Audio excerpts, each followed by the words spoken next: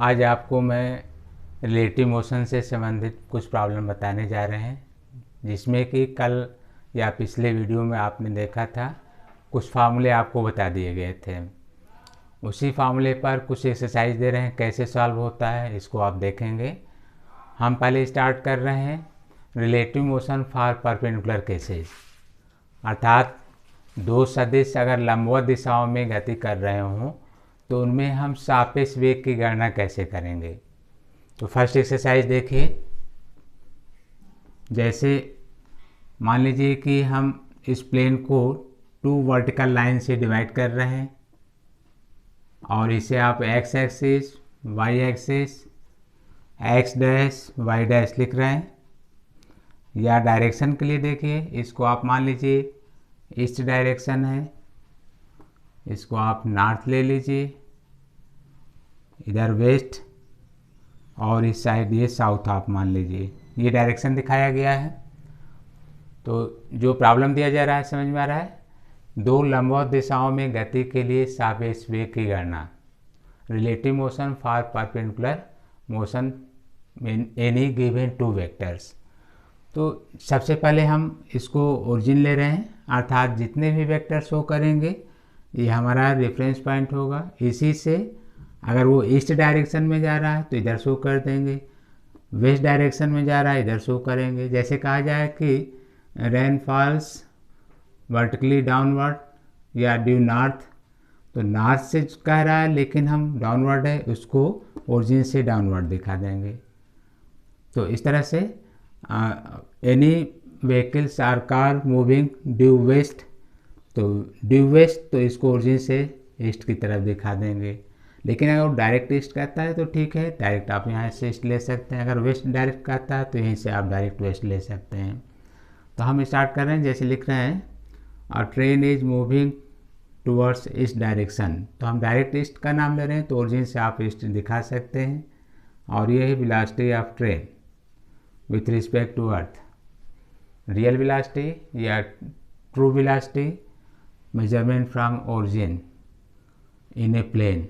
तो ये दिखाया गया है कि एक ट्रेन पूर्व दिशा में किसी चाल से गतिमान है। चाहे तो आप इसकी स्पीड लिख सकते हैं, जैसे 30 मीटर पर सेकेंड ये लिख सकते हैं, या कोई और यूनिट लिखना होगा तो जैसे 30 किलोमीटर पर आवर, ऐसे कोई यूनिट दे सकते हैं।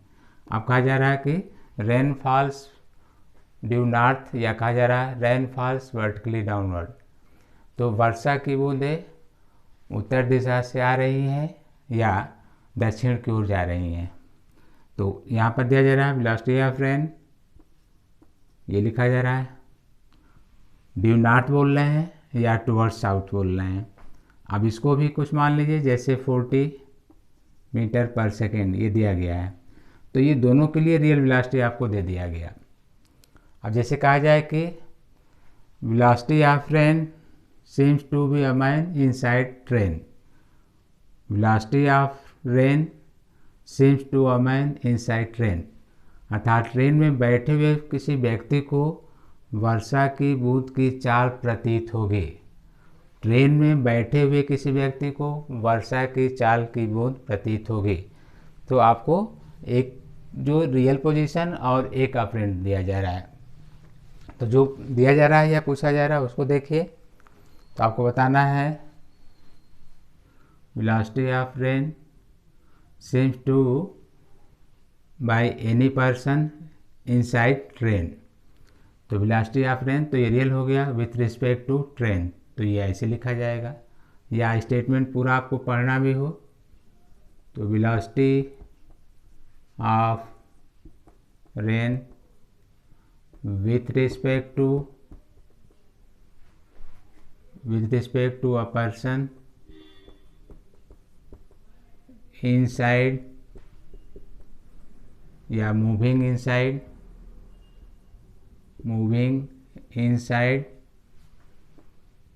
the train। तो कोई व्यक्ति ट्रेन के अंतर्गत है, वो वर्षा की बूंद की चाल क्या प्रतीत करता है देखता है।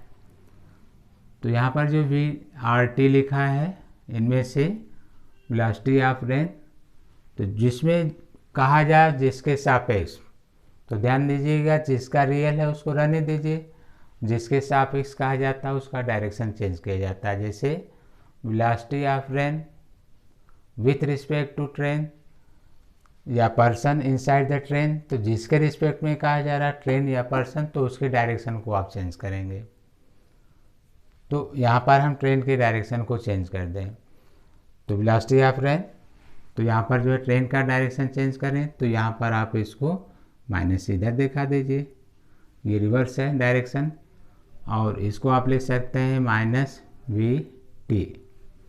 तो ये आप कह सकते हैं कि रिलेटिव के कारण किया गया है। यहाँ पर देखेंगे तो कहा जाएगा कि real velocity of train plus relative velocity of real velocity of rain plus relative velocity of train. तो यहाँ पर भी एक लिखने का प्रोसेस हो सकता है। यहाँ से देखिए वी आर ये रियल हो गया और प्लस यहाँ पर ये रिलेटिव हो गया, जैसा कि आप यहाँ दिखाए हैं, ये रिलेटिव लिए हैं। तो इस तरह से आपने इसका डायरेक्शन चेंज कर लिया। अब इनका कोई रिजल्टेंट लेना होगा, तो आप जानते हैं टू वेक्टर्स का रिजल्टेंट इस तरह आप दिखाते हैं। आपको दो सदिशों को जोड़ना बताया गया था। तो ये जो है वेलोसिटी आप रिजल्टेंट के रूप में ले रहे हैं, या तो यहाँ से परपेंडिकुलर ड्रा करके दिखा दीजिए या इधर से इसको ज्वाइन करके दिखा दीजिए। ज़्यादातर हम लोग वर्टिकल से अगर कोई पोजीशन लेते हैं तो ऐसे ड्रा करते हैं। देखिए ये आपने ड्रा कर दिया, ये पोजीशन यहाँ पर शो कर रहा है, जो आपने यहाँ दिखाया ये शो कर रहा है। अब ये मेजर करना है,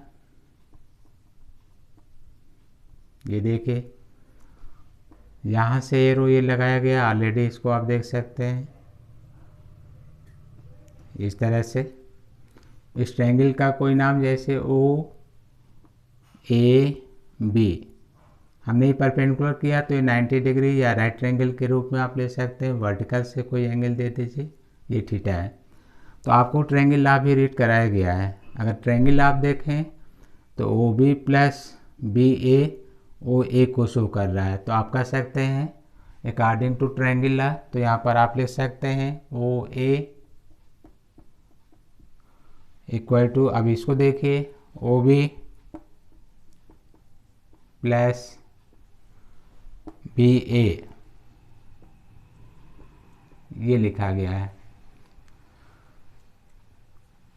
आपने रीड किया है किसी भी वेक्टर एडिशन के लिए इसका मॉडुलस निकालना हो तो आप इसको अंडर रूट करके निकाल लेते हैं। जैसे ये वी आर टी मॉड के रूप में, तो आप कहते हैं अंडर रूट वी आर का स्क्वायर प्लस यहाँ पर माइनस वी टी का स्क्वायर।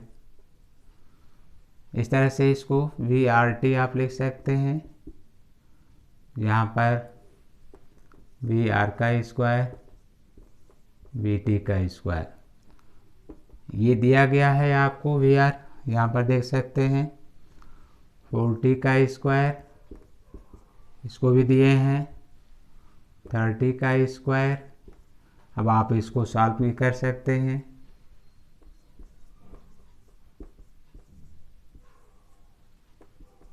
तो इस तरह से सॉल्व करने पर जो भी रिजल्ट आता हो आप देख कर लिख सकते हैं। तो आपने V R T velocity of rain with respect to person और ट्रेन सॉल्व कर लिया, ये प्राप्त हो गया।